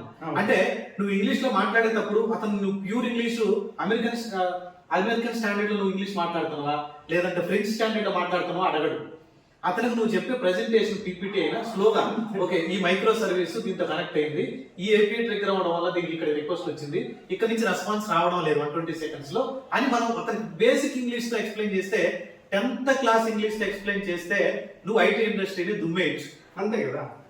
సబ్జెక్ట్ ఉంటే చెప్పేది, సబ్జెక్ట్ లేకపోతే ప్రాబ్లం. సబ్జెక్ట్ లేకపోతే నువ్వు చెప్పేది అసలు అర్థం కాదు. సుందర్ పిచ్చే తెలుసు, సుందర్ పిచ్చే గూగుల్ CEO నార్మల్ ఇంగ్లీష్ మాట్లాడతారు. ఇంగ్లీష్ కానీ ఇండియన్ యాక్సెంట్ మాట్లాడతారు తెలుసా? మీరు చాలా గమనించండి, ఇండియన్ యాక్సెంట్ మాట్లాడతారు. అమెరికాలో ఉండి కూడా వేరే వాళ్ళు చాలా పోస్ట్ ఇంగ్లీష్ మాట్లాడతారు కదా, ఆయన బేసిక్ ఇంగ్లీష్ మాట్లాడతారు. అక్కడ ఆయన బిజినెస్ స్కిల్స్ కానీ ఆ గూగుల్ CEO అంటే మామూలు విషయం కాదు కదా. అంత ఈజీగా మన ఇండియన్స్ చూడండి, చాలా యుఎస్ బేస్డ్ కంపెనీస్ అన్నిటికీ మన ఇండియన్స్ ఎందుకు CEO ఉంటారు? ఎందుకు ఉంటారు CEO? మీ ఒపీనియన్ చెప్పండి. Management techniques, capability of holding a company or holding people or organizing the people. అది మనకి చిన్నప్పటి నుంచి పాలిటిక్స్ నేర్చుకొని ఉంటాం, మనకి అది తెలుసు, మనకి అది important. Language does not matter. US లోకి వెళ్ళి అతను అంత సక్సెస్ఫుల్ అయ్యాడంటే మీరే ఆలోచించండి. ఓకే, మీరు అదే చెప్పేది, మీరు ఇంగ్లీషు మీకు కంప్లీట్ గా రాలేదని మీరు పక్కన పెట్టండి. ఎందుకంటే రాసిన సెంటెన్స్ ని 100 times రాస్తే దాన్ని యాస్టిస్ చెప్పొచ్చు మీరు, అంతే. అదే ఇంగ్లీష్ అంతే. ఓకే, తెలుగు కాంప్లికేటెడ్ తెలుసా? తెలుగులో మనకు రాయడం ఎంత కష్టం ఉంటుంది ఇప్పుడు. ఓకే, ఇంగ్లీష్ అనేది చాలా ఈజీ, మీరే టెన్షన్ పడవలేదు. మనకి ఇండస్ట్రీలో తెలుగు వాళ్ళు ఉంటారు, ఇంగ్లీష్ వాళ్ళు అందరూ హిందీ మాట్లాడుకుంటారు, తెలుగు మాట్లాడుకుంటారు. ఆడికి వచ్చినప్పుడు ఎవరు పాటికో చెప్తా ఉంటారు క్లయింట్ కాల్స్ లో, మనకేం ఏం ప్రాబ్లం ఉండదు. కాకపోతే శివ, నాకు కొంతమంది మన స్టూడెంట్స్ అడుగుతూ ఉంటారు, నేను కూడా గైడ్ చేస్తూ ఉంటాను, క్లాసుల్లో చెప్తా ఉంటాను, ఒకసారి ప్రిపేర్ చేపిస్తుంటాను. కానీ మీకున్నటువంటి ఎక్స్పీరియన్స్, నేను ఒక 3 years నుంచి నేను ట్రై చేస్తున్నాను, నాకు జాబ్ రాలేదు. ఓకే, ఈ 3 years గ్యాప్ని, అంటే అతను ఏ డొమైన్ మీద సెర్చ్ చేస్తున్నా కానీ మెసేజెస్ వస్తూ ఉంటాయి మన వాట్సాప్లో. ఈ 3 years నేను సెర్చ్ చేసి టైం వేస్ట్ అయింది, నాకు ఫ్రెషర్గా కాల్స్ రావడం లేదు, ఇప్పుడు నేను ఏం చేస్తే బాగుంటుందని మీ ఒపీనియన్ ఎలా ఉంటుంది? ఫస్ట్ ఆఫ్ ఆల్ ఇదంతా ఒక పెద్ద డ్రామా. నాకు చాలా కలిసి వస్తుంది. నేను 5,000 మందికి జాబ్ ఇప్పించాను యూట్యూబ్ ఛానల్ ద్వారా. ఓకే, అదొక సోషల్ సర్వీస్ లాగా నేను ఫీల్ అయిపోయి జాబ్ ఇప్పించాను. ఓకే, నేను అన్ని గమనించాను కదా. వస్తాడు, నేను 3 years సెర్చ్ చేశాను as a Java developer, data developer, ఇంకోటి నాకు కాల్స్ రావట్లేదు, నాకు జాబ్ రావట్లేదు. నేను ఫస్ట్ నాకు ఎంత కోపం వస్తుందంటే, నిజంగా నువ్వు కరెక్ట్గా ట్రై చేస్తే ఖచ్చితంగా జాబ్ వస్తుంది. నువ్వు చెయ్యట్లేదు, నువ్వు ఊరికే రెజ్యూమే ప్రిపేర్ చేసుకొని అంటే నీ దగ్గరకు వచ్చి కంపెనీ వాళ్ళు వచ్చి నీ కాల్ కొట్టి నీకు జాబ్ ఇప్పించారు. అది మైండ్ సెట్ వీళ్ళందరినీ కూడా. అది జరుగుతుందా చెప్పండి? ఎలా జరుగుతుంది చెప్పండి? అది జరగదు. నీ ఎఫర్ట్స్ 100% కావాలంటే 150% ఉండాలి. ఇక్కడ నీ 100% 10% ఉంటుంది. నేను మొన్న అమీర్పేటకి వెళ్ళి చూసి వచ్చాను. ఒక 1 week స్పెండ్ చేశాను అందరితో, స్టూడెంట్స్ అందరితో కూడా. ఒక క్లాస్కి వెళ్తున్నారు, 2 hours క్లాస్లో కూర్చుంటారు. ఆ కేవీడీఆర్ క్లాస్లో జావా డెవలపర్లో కూర్చుంటారు. ఆ 2 hours మాత్రమే. రిమైనింగ్ మిగతా అవర్స్ అన్ని కూడా ఆ సత్యం దగ్గర కబుర్లు చెప్పుకుంటూ కూర్చుంటారు. ఎలా వస్తుంది జాబ్? రాలేదు ఎందుకు వస్తుంది నీకు? First of all your not doing hard work. నీకు రాదు, నేను చెప్తున్నా నీకు రాదు. ఇప్పుడు ఈ 3 ఏళ్ళు ట్రై చేసావు, ఇంకొక 3 ఏళ్ళు ట్రై చేసినా నీకు రాదు. ఓకే, నీకు రాదంటే రాదు అంతే. ఇంకా ఎందుకంటే నీ ఎఫర్ట్స్ సరిగ్గా లేవు. డే అండ్ నైట్ కష్టపడితే కానీ జాబ్ వచ్చే పరిస్థితి లేదు ఈరోజు. ఏదో మన అందరికీ తెలుసు రెసెషన్. మేబీ ఇప్పుడు ట్రంప్ వచ్చాడు, ఇండియన్స్కి ఆపర్చునిటీస్ పెరుగుతాయి. సో ఇప్పుడు ఫిబ్రవరి తర్వాత మనకి మంచి ఆపర్చునిటీ ఉంటాయని అనుకుంటున్నాం. ఎందుకంటే నవంబర్లో రిజల్ట్స్ వచ్చాయి యుఎస్ ఎలక్షన్స్. సో ఫిబ్రవరిలో మంచి ఓపెనింగ్స్ ఉంటే కన్నా వెరీ హ్యాపీ. ఓకే, చాలా వరకు బాగా ఉండొచ్చు. సో ఇప్పటి వరకు ఎవరైతే ట్రై చేస్తున్నారో ఫిబ్రవరిలో మనకి ఇండియన్ ఇప్పుడు ఈ కాస్ట్ ఆర్బిట్ ట్రాన్సాక్షన్స్ కూడా చూసుకున్నా కానీ బేసిక్గా ఒక ఎంప్లాయీని యూఎస్లో తీసుకోవడానికి, ఎంప్లాయీ ఇండియా నుంచి తీసుకోవడానికి చాలా డిఫరెన్స్ ఉంటుంది, తెలిసిందే మనకి. అది కాస్ట్ ఆర్బిట్ ట్రాన్సాక్షన్ బేస్ ప్రకారం. ఎందుకంటే అక్కడ 400 పే చేసి ఇక్కడ 100 రూపీస్ పే చేసి చాలు. సో మన ఇండియాస్ ఎక్కువ ఆపర్చునిటీస్ ఉంటాయి, డిసప్పాయింట్ అవ్వాల్సిన అవసరం లేదు. కానీ ఈ క్రిస్మస్, ఈ పొంగల్ ఇవన్నీ అయిపోయిన తర్వాత మంచి ఓపెనింగ్స్ ఉంటాయి. బట్ ఈ టైం యూటిలైజ్ చేసుకోండి మీరు ప్రిపేర్ అవ్వడానికి. మీరు ఏ విధంగా ప్రిపేర్ అవుతున్నారో ఇంపార్టెంట్ యాక్చువల్గా. ఓకే, చాలా మంది ఊరికి జస్ట్ లైక్ దట్ మేము ఇంటర్వ్యూస్ అటెండ్ అవుతున్నాము, వీళ్ళకి నౌకరీలు అప్లై చేస్తే వీళ్ళ కాల్ వచ్చి వీళ్ళ కాల్ ముఖ్య జాబ్ ఇవ్వాలి వీళ్ళకి. ఆ విధంగా ఫీల్ అవుతున్నారు. నౌకరీలు నీలాంటి 5,000 నుంచి 6,000 మంది అప్లికేషన్ అప్లై చేస్తుంటారు. ఏ విధంగా సార్ చెప్పండి? ఇవ్వలేదు కదా, అంత ఈజీ కాదు కదా. Okay, thanks for your explanation. అంటే మాకు అర్థమైంది. అంటే ఇంకా మన స్టూడెంట్స్ ఏంటంటే ఈ 3 years గ్యాప్, సరే మేము మిస్టేక్ చేసాము సార్, మా మిస్టేక్ జరిగింది, ఇన్ని రోజులు ప్రశాంత్ శివ గారు మేము చేసాం మిస్టేక్, ఇంకా నుంచి మాకు ఫ్రెషర్లు కాల్స్ తగ్గాయి. ఎందుకంటే 3 years గ్యాప్ అని అంటే అతను ఎప్పుడు 2021 పాస్ అవుట్, 20 పాస్ అవుట్ ఉంటాడు.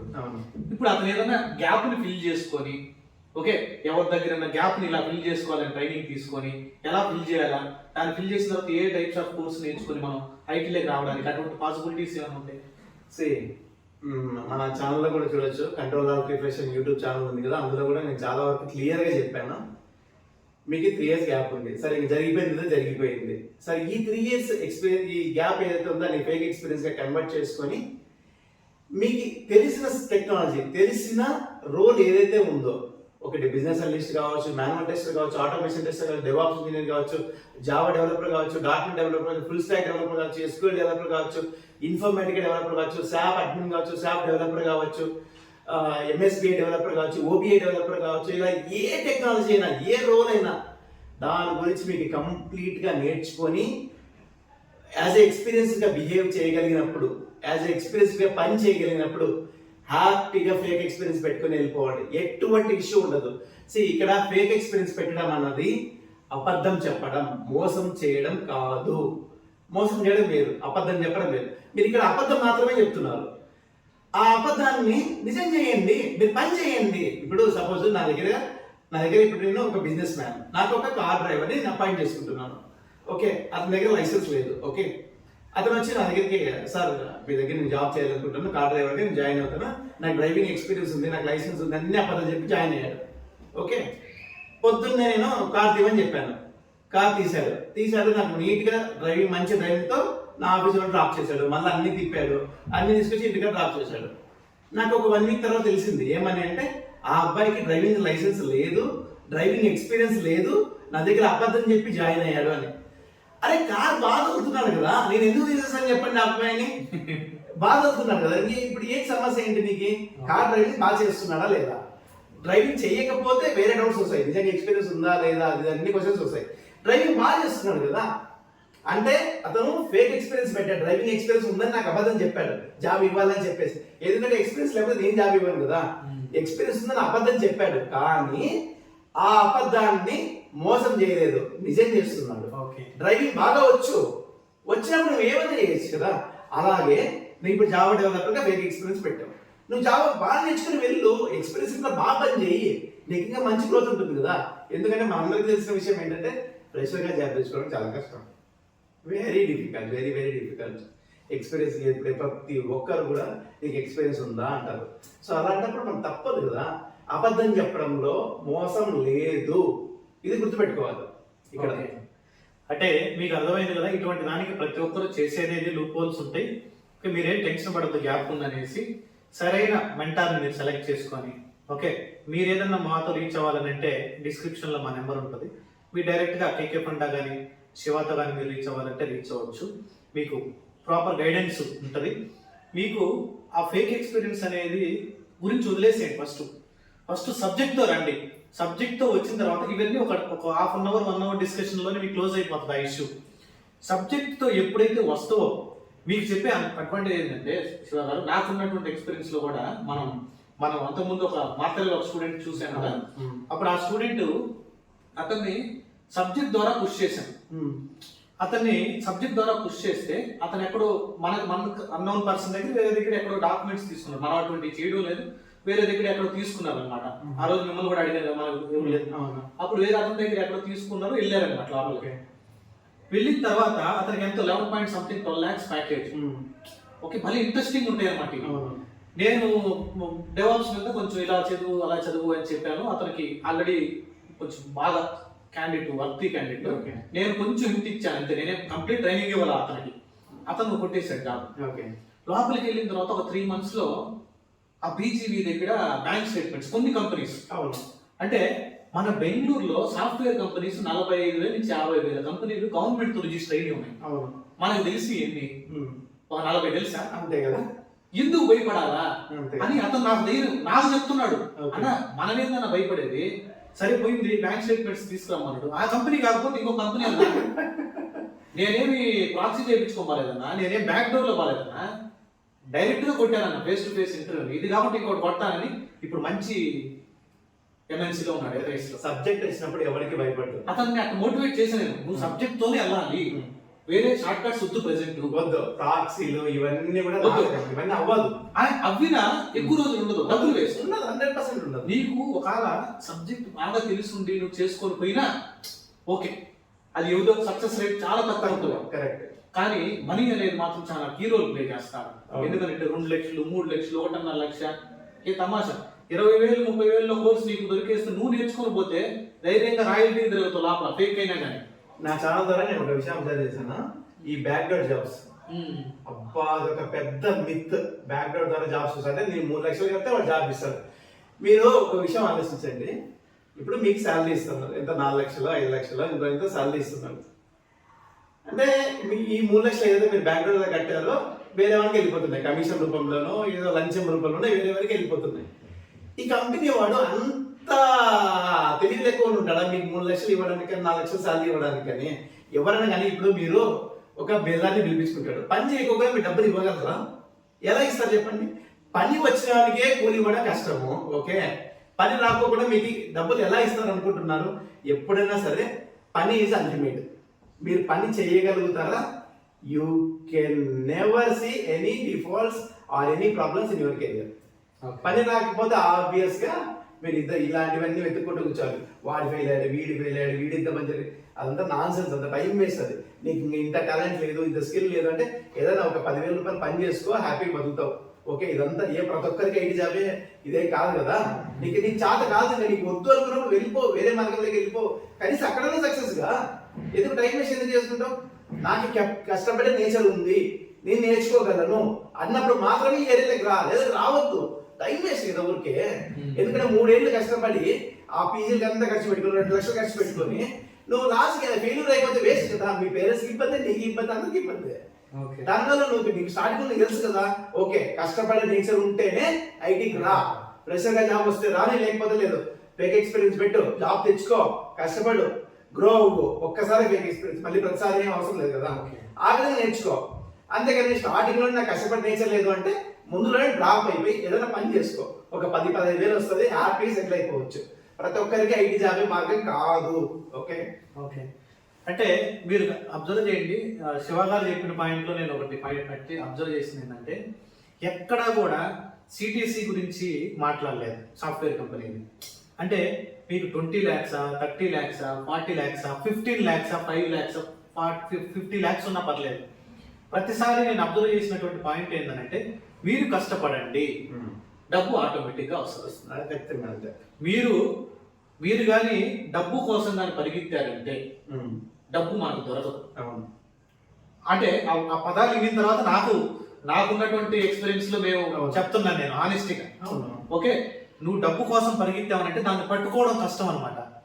ముందు మనం పరిగిస్తా ఉంటే అన్ని వచ్చి జాయిన్ అయిపోతాయి అనమాట. నేను చాలా లైవ్ లో చూసాం అటువంటి. ముందు నేను కష్టపడతా ఉంటే నాతో పాటు 10 మంది వస్తూ ఉంటారు అనమాట. ఓకే, నేను కష్టపడకుండా 10 మందిని రమ్మంటే ఎవరు రారు. ఓకే, అది జరిగేది కాదనమాట. అట్లానే మీరు హార్డ్ వర్క్ చేస్తా దాని తర్వాత శాలరీ గురించి ఆలోచించండి. ఎందుకని ఈ పాయింట్ చెప్తున్నాను శివ గారు, నా దగ్గరికి వచ్చిన క్యాండిడేట్స్ అన్న నాకు 15 lakhs ప్యాకేజ్ కావాలన్నా. అరే 15 keywords చెప్పరా జావాలన్న. 32 ఉంటాయి కదా మీకు సి లాంగ్వేజ్ లో, ఏదైనా ఒక 15 keywords చెప్పు, నీకు జావా నేను చెప్తాను. ఓకే, బేసిక్ నుంచి అడ్వాన్స్ లెవెల్ నేను చెప్తాను, చెప్పేసి చాలను అన్న. నేను ఎక్కడైనా నేర్చుకో బాబు, ఎక్కడైనా నీకు బేసిక్స్ తెలియకుండా నువ్వు ఎక్స్పెక్టేషన్ ఏంది? గవర్నమెంట్ ఎంప్లాయీకి ఎంత? 50,000, 60,000, 70,000. ఏ సబ్జెక్టు లేకుండా, ఏ ఎగ్జామ్ క్లియర్ కాకుండా 15 lakhs, 20 lakhs కొట్టివ్వండి అంటే మనకు వచ్చేయాలన్నా మీ దగ్గర ట్రైనింగ్. ఇప్పుడు అంతా న్యూస్ లో చూస్తున్నారు, లేదంటే ఫ్రెండ్స్ లో చూస్తున్నారు, అందరికి లక్షలు వస్తున్నాయి, నాకే కావాలి. నీ అర్హత ఏంటి? డిజైర్ వాట్ యు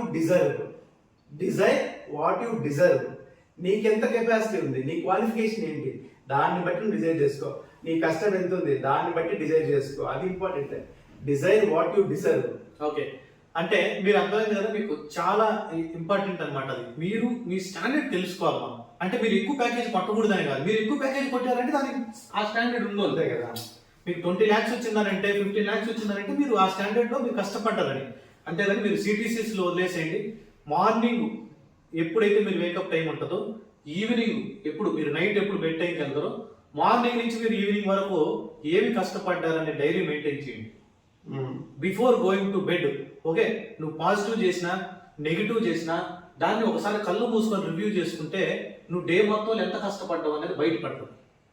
ఓకే, ఇందాక శివ గారు చెప్పారు, నేను 3 years నుంచి కష్టపడుతున్నా నాకు జాబ్ రాలేదన్నప్పుడు వర్డ్ వాడారు, మనకి చెప్పారు, మనకి అది ఇన్ఫర్మేటివ్. అప్పుడు ఏం చెప్పారు శివ గారు?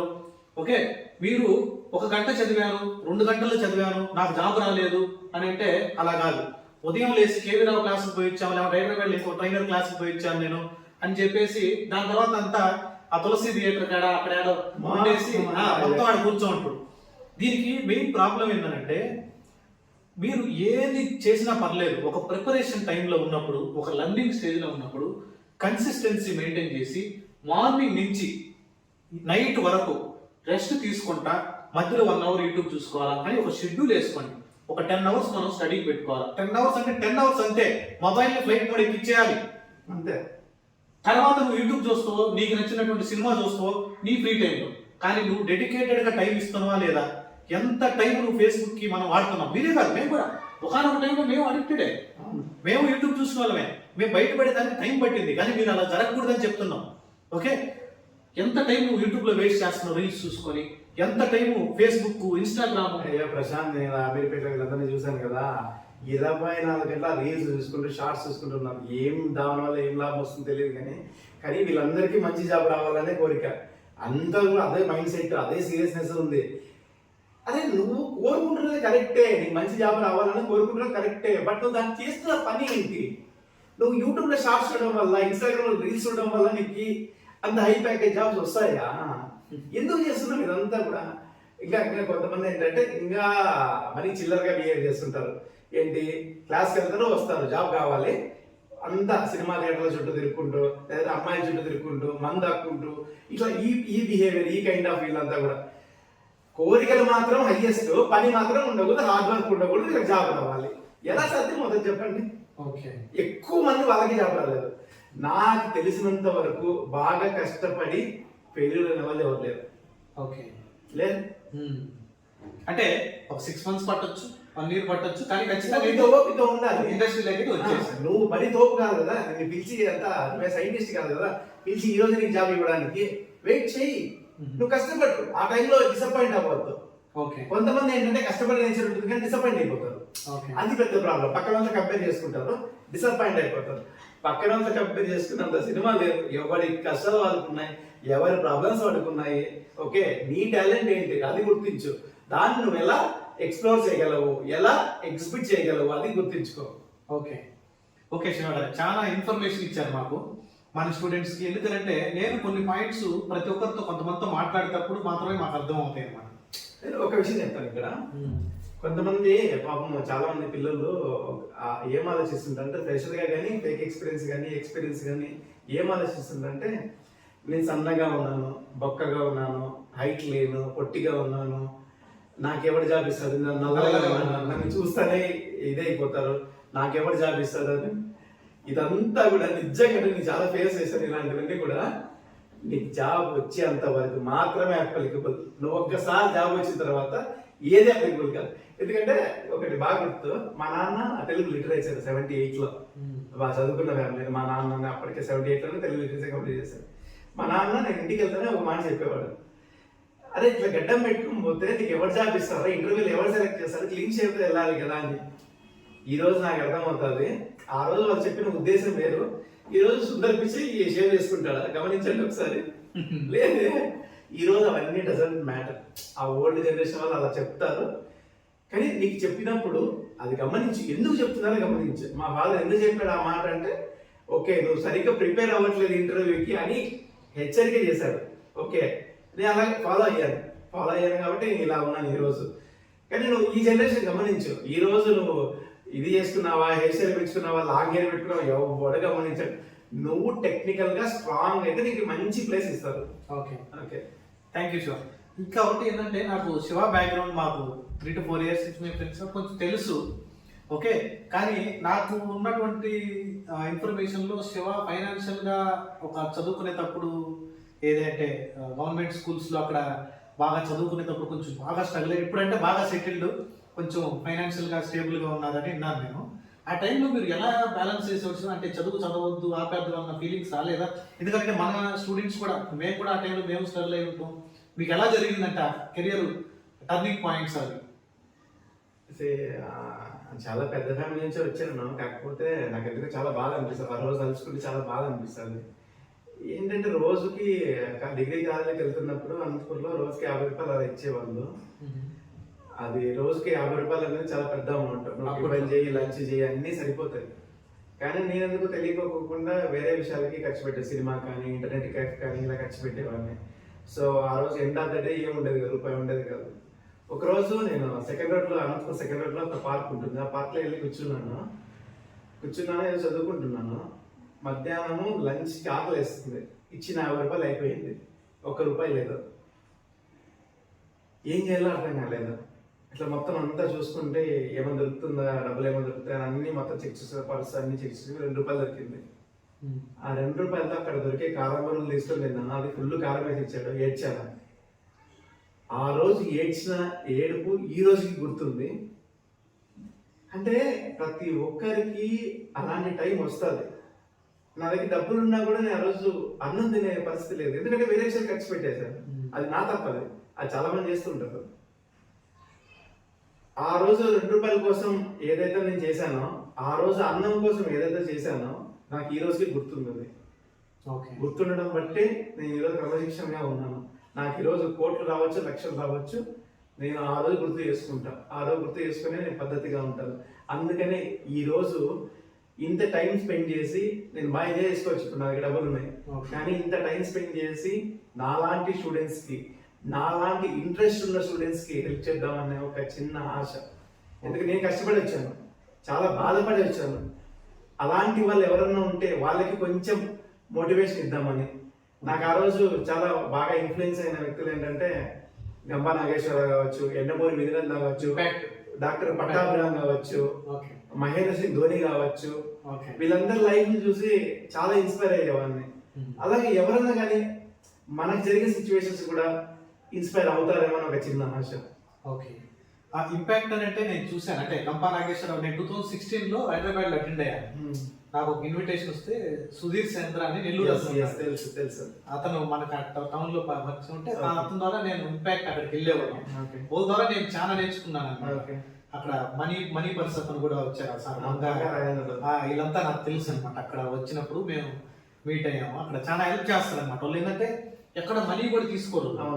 మీకు ఇంట్రెస్ట్ ఉంటే ప్రోగ్రామ్ వచ్చి ఫ్రీగా అటెండ్ అయిపోవచ్చు. 2012 హరియాణ కళాభవన్ సికింద్రాబాద్ అటెండ్ అయ్యాను. 100 రూపీస్ ముందు కూర్చుంటాను అనమాట.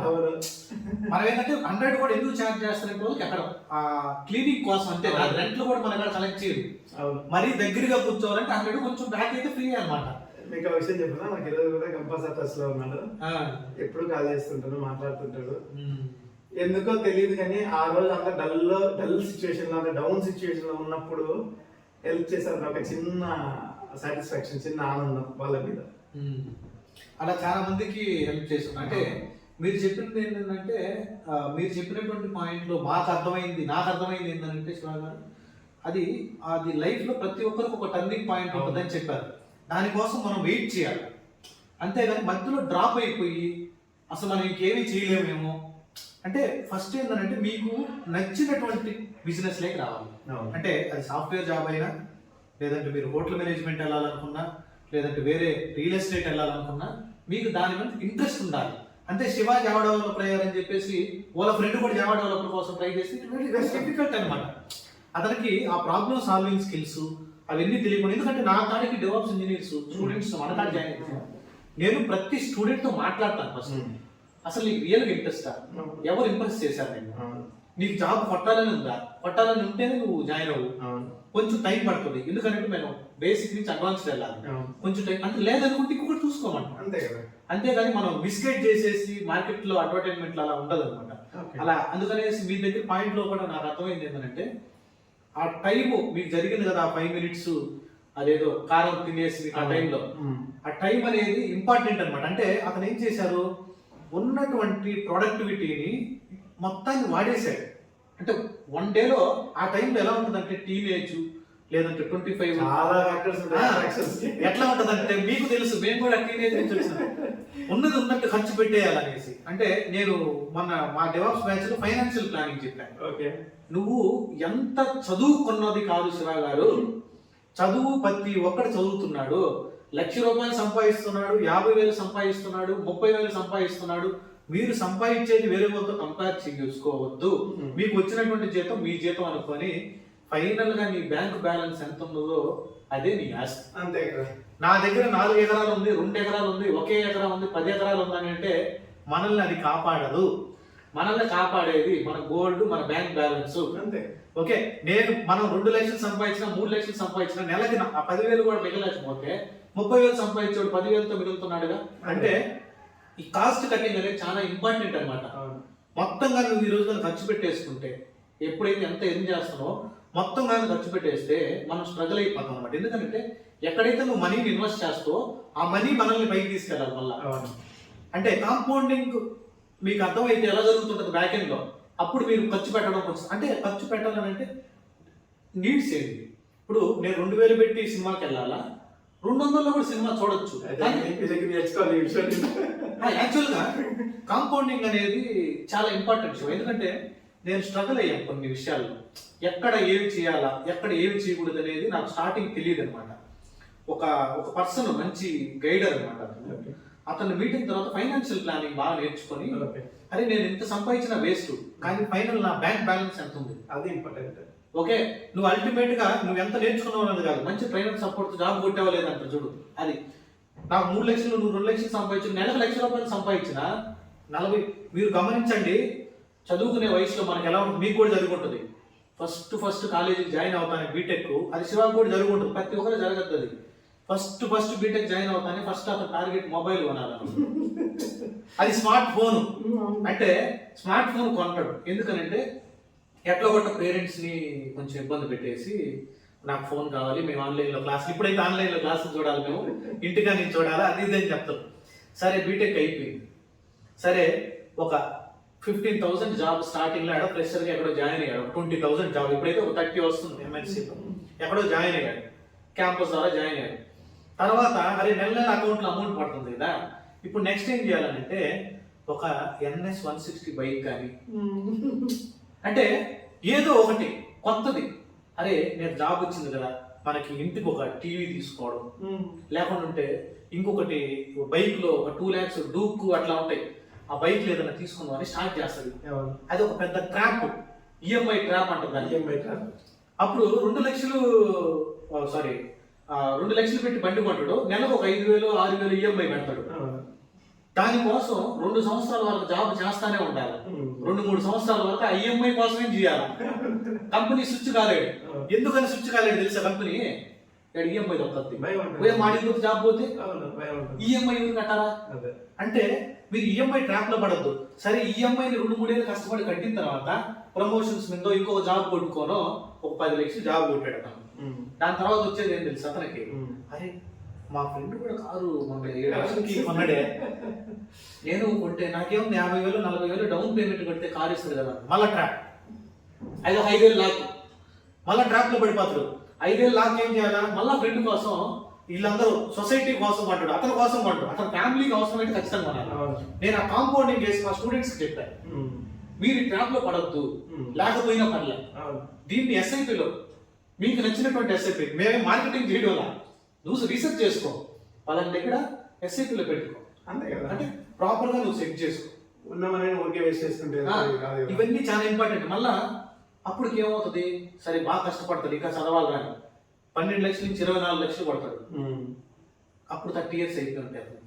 ఎందుకంటే 5 ఏళ్ళు ఇక్కడ డబ్బింగ్ కొట్టేస్తుంటాడు, 5-6 ఏళ్ళు 8 ఏళ్ళు. మ్యారేజ్ వస్తుంది.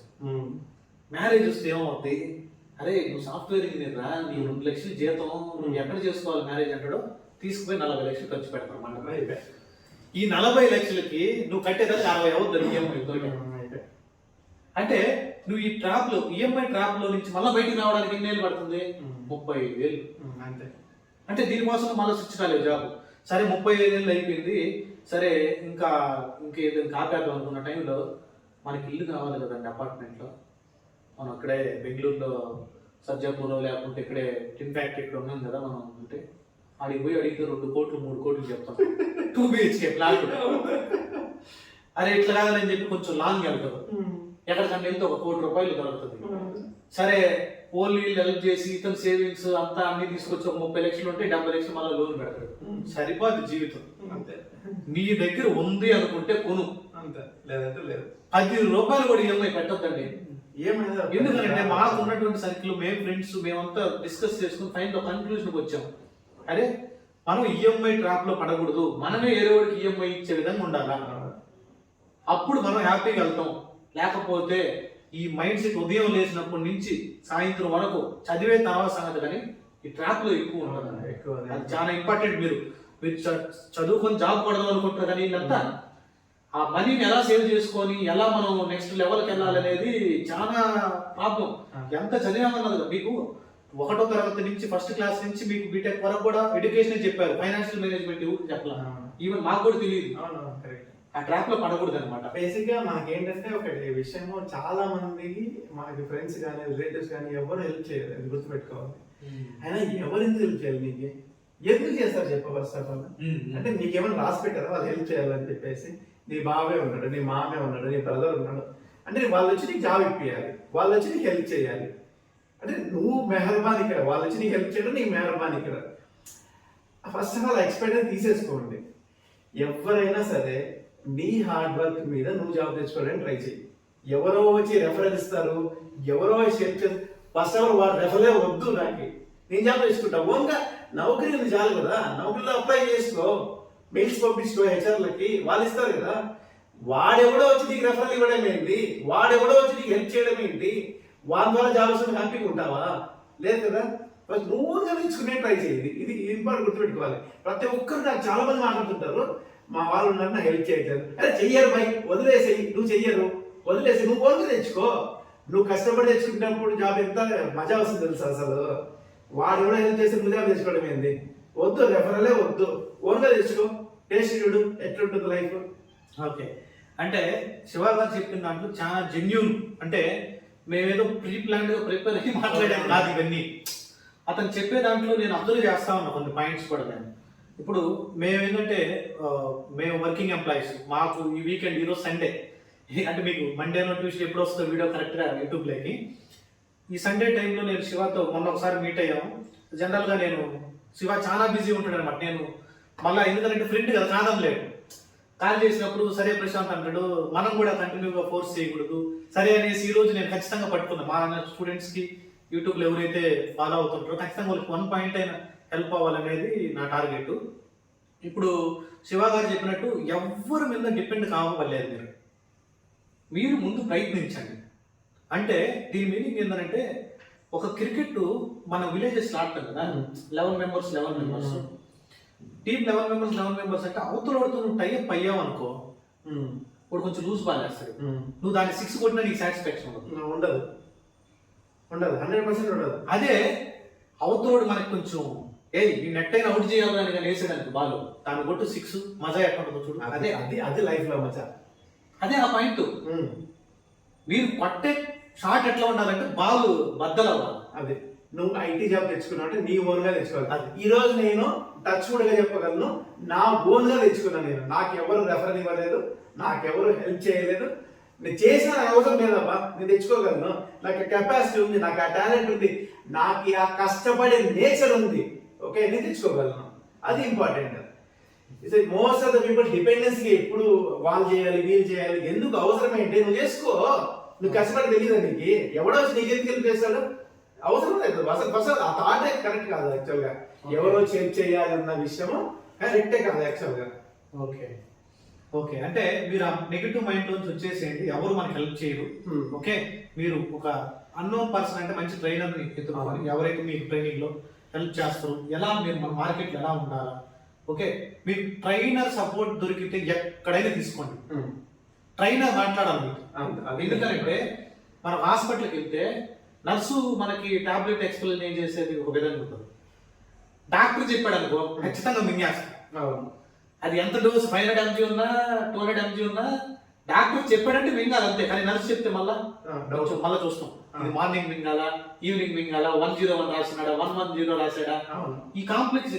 అందుకని మీరు ఎక్కడ నేర్చుకున్నా ఎక్కడ సపోర్ట్ తీసుకున్నా ఒక మంచి ట్రైనర్, ఆ ట్రైనర్ మీకు ఫోన్ చేసి తిప్పే విధంగా ఉండాలి. ఓకే, ఆ ట్రైనర్ ఫోన్ చేసి తిప్పి మాట్లాడే విధంగా ఉంటే ఖచ్చితంగా అది జావా అయినా కానీ డెవాప్స్ అయినా కానీ ఏది మీరు పైథాన్ నేర్చుకుని ఏది నేర్చుకున్నా పర్లేదు అన్నమాట. ఫైనల్ గా అందరికీ నేను ఒక విషయం చెప్తాను, గుర్తుపెట్టుకోండి. ఇది నా లైఫ్ లో నుంచి చూసింది, నా పక్కన ఉన్న 100 మంది చూసింది చెప్తున్నా నేను. మీరు ఫ్రెషర్ అయినా ఎక్స్పీరియన్స్ అయినా ఫేక్ పెట్టినా ఇంకోటైనా ఫస్ట్ ఆఫ్ ఆల్ మీరు ఆ సబ్జెక్ట్ కావాల్సిన ఆ రోల్ కావాల్సింది కంప్లీట్ గా నేర్చుకోండి.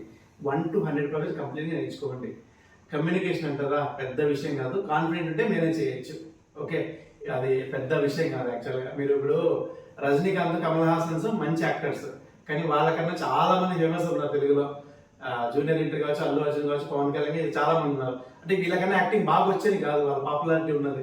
అది ఒక లక్, టాలెంట్, స్కిల్ ఇవన్నీ కూడా దానికి తోడై ఉంటాయి. ఓకే, ఇది గుర్తుపెట్టుకోండి అండి. మనకి టాలెంట్ ఉంటేనే సక్సెస్ అవుతామని కాదు, ఆ లక్ కానీ ఆ టైమింగ్ కానీ ఆ కాన్ఫిడెన్స్ కానీ ఇవన్నీ కూడా మేనేజ్ చేయాలి. దాని తర్వాత మీకు ఆ జాబ్లో హెల్ప్ చేయడానికి, ఆ జాబ్ వచ్చినప్పుడు హెల్ప్ చేయడానికి కంపల్సరీగా ఒక ఫ్రెండ్ అయితే ఉండాలి. ఒక ఏమి ఎక్స్పెక్టేషన్స్ లేకుండా ఒక ఫ్రెండ్ అయితే ఉంటే, అంటే ఆల్రెడీ పనిచేస్తున్న ఒక ఫ్రెండ్ ఉంటే చాలా స్మూత్గా జరిగిపోతుంది జర్నీ. అంటే మీరు ఇప్పుడు జావా డెవలపర్గా మీరు ఫేక్ ఎక్స్పీరియన్స్ పెట్టి జాయిన్ అయ్యారా అనుకుందాము.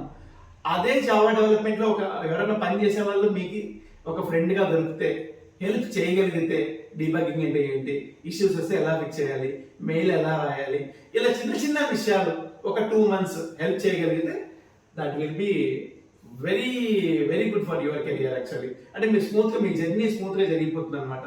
అలాంటి ఒక ఫ్రెండ్ని ఆ ఫ్రెండ్నే మెంటర్గా మీరు గమనించండి. అది మెంటర్ అయినా ఉండొచ్చు, ట్రైనర్ అయినా ఉండొచ్చు, ఎవరికి హెల్ప్ చేయగలరో వితౌట్ హ్యావింగ్ ఎనీ ఎక్స్పెక్టేషన్స్, అలాంటి వాళ్ళు దొరికితే మీరు సూపర్గా సక్సెస్ అయిపోవచ్చు. సో ఫైనల్గా నేను ఒకే విషయం చెప్తాను క్లియర్గా, మీరు కష్టపడే నేచర్ ఉండి కొంచెం స్కిల్ఫుల్గా, ప్లేఫుల్గా, స్మార్ట్నెస్గా బిహేవ్ చేయగలిగితే definitely you will be succeed in IT career. Okay, all the best all of you. Okay, thank you guys. మీరు ఖచ్చితంగా నేను శివతో మంచి మంచి పాడ్కాస్ట్లు మీకు రావాలని అంటే శివ గారితో, ఎందుకంటే మేమిద్దరం ఐటీ బ్యాక్గ్రౌండ్ కాబట్టి సింక్ కరెక్ట్గా ఉంటుంది అనమాట. ఓకే, మేము కరెక్ట్గా ఎందుకంటే స్టూడెంట్స్కి హెల్ప్ అయ్యింది. ఇవాళ నా మైండ్లో అయితే ఇంకా 100 క్వశ్చన్లు స్క్రోల్ అవుతా ఉన్నాయి. కానీ నేను చెప్తున్నాను, కానీ మాతో పాటు వర్క్ చేసేవాళ్ళు, మాతో పాటు మాకన్నా 1 or 2 years 3 years ముందు నుంచి ఫీల్డ్లో ఉండేవాళ్ళు, మాతో పాటు ఫ్రెండ్స్ ఉండేవాళ్ళు, అటువంటి వాళ్ళని పాడ్కాస్ట్ తీసుకొస్తే వాళ్ళ ఒపీనియన్ కూడా మన స్టూడెంట్స్కి అందించవచ్చు ఎలా ఉంటుంది అనేసి. ఇప్పుడు జనరల్ గా నేను మాక్ ఇంటర్వ్యూ తీసుకుంటే వేరు, కానీ నేను శివాచార్య గారి మాక్ ఇంటర్వ్యూ జావాలో తీపించానంటే అది డిఫరెంట్. ఎందుకంటే ఆ ఫీర్ పోగొట్టడానికి అనమాట. అందుకనేసి మీకు ఖచ్చితంగా ఇంకా నా బ్రెయిన్ లో చాలా క్వశ్చన్స్ ఉన్నాయి మీకు హెల్ప్ చేయడానికి. శివాలాగా చాలా పాడ్కాస్ట్లు రెడీగా ఉంటాయి, చాలా పాడ్కాస్ట్ వస్తాయి.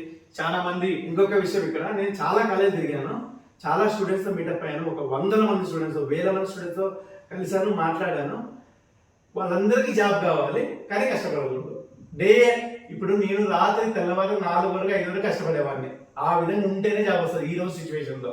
కనీసం అట్లీస్ట్ ఇప్పుడున్న రెసిషన్ ప్రకారం అయితే నువ్వు టూ మచ్ హార్డ్ వర్కర్ అయితే తప్ప నీకు జాబ్ రాదు. ఓకే, ఇది ఫిక్స్డ్, ఇది గుర్తుపెట్టుకో. నువ్వు టూ మచ్ హార్డ్ వర్కర్ అయితే just go in the line, otherwise drop here and go somewhere else, you can find some other opportunities. Okay okay, మీరు కష్టపడండి, కష్టపడితే ఖచ్చితంగా ఫలితం ఉంటుంది. ఓకే, మీరు ఎంత కష్టపడతారో, ఏమి చేయాలనుకున్నారు, ఏమి టార్గెట్, అసలు మీ టార్గెట్ ఏంది అనేసి మన కామెంట్ లో మెన్షన్ చేయండి. మేమిద్దరం చదువుతాం, ఎందుకంటే మేము ఫ్రెండ్సే. ఓకే, నాకు శివ పెట్టినటువంటి ఛానల్ కరెక్ట్గా 1 month వరకు కూడా శివ ఛానల్ పెట్టున్నాడని నాకు తెలియదు. ఇంతకుముందు జనరల్ మాట్లాడేవాళ్ళం, కలిసేవాళ్ళం, అంతా చేసేవాళ్ళం, కానీ నేను పెట్టున్నది కూడా శివ తెలియదు అనమాట. మీకు డౌట్ రావచ్చు, మీరు స్టేటస్ పెడుతుంటారు కదా సార్, శివ చూస్తారు కదా, మీరు స్టేటస్ పెట్టిన శివ చూస్తారు కదా అని అంటే, ఓకే, నాకు ఉన్నటువంటి ఓల్డ్ మొబైల్లో, ఓకే, మీది ఇంకొక నెంబర్ అనమాట అది. ఓకే, అది అంతకుముందు మనం కీబోర్డ్ నెంబర్, ఆ నెంబర్ వల్ల మనకి స్టేటస్ మిస్ అయింది అనమాట. అలా మిస్కమ్యూనికేట్ అయ్యి మనం కనెక్ట్ కాలేదు. కాకపోతే మేము మళ్ళీ ఒకసారి కాల్ చేసాం, వేరే జావాలో మనకి వేరే ప్రాజెక్ట్ లో ఇష్యూ ఉంటే ఒకటి, ఆ అప్లికేషన్ కోసం నేను శివ కాల్ చేశాను. ఎందుకంటే మీరు జావా డెవలపర్ కదంటే నేను 6-7 years ముందు నుంచి నేను డెవలప్స్కి వచ్చేసాను. ప్రజెంట్ వాళ్ళు కొంచెం యానోటేషన్స్ యూస్ చేసి కొత్త వర్షన్స్ లో రాసేవాళ్ళు. నాకు కొంచెం ఆ డౌట్ కోసం నేను కాల్ చేసి శివాని కనెక్ట్ అయ్యాను. కరెక్ట్గా కనెక్ట్ అయ్యాడు. నేను ఇట్లా హెల్ప్ చేద్దాం అనుకున్నాను, స్టూడెంట్స్కి ఏదైనా ఇన్ఫర్మేషన్ ఖచ్చితంగా రండి, ఓకే, ఖచ్చితంగా హెల్ప్ చేస్తాను. అందుకనేసి మీకు పాడ్కాస్ట్ చేస్తున్నాను. మీకు ఏ డౌట్స్ ఉన్నా, ఓకే, నా కామెంట్ సెక్షన్లో నా డీటెయిల్స్ ఉంటాయి, కాంటాక్ట్ డీటెయిల్స్. అలానే మీరు కామెంట్లో కూడా మెన్షన్ చేయండి. ఓకే, కామెంట్లో కూడా మెన్షన్ చేయండి. మీకు ఏ డౌట్ ఉన్నా కానీ నన్ను శివాని ఎప్పుడైనా మీరు రీచ్ అవ్వచ్చు. ఓకే, వాట్సాప్ ద్వారా మమ్మల్ని రీచ్ అవ్వచ్చు. Okay, thank you guys, thanks for watching. మీరు కానీ ఫస్ట్ టైం కానీ నా ఛానల్ కానీ చూస్తుంటే ఖచ్చితంగా శివ ఛానల్ని, మా ఛానల్ని సబ్స్క్రైబ్ చేయండి. ఇది మీకు హెల్ప్ అవుతుంది, ఖచ్చితంగా మీకు హెల్ప్ అవుతుంది. 1% అయినా హెల్ప్ అయ్యి ఉంటే ఖచ్చితంగా లైక్ చేయండి. Thank you guys, by by. Thank you, by by.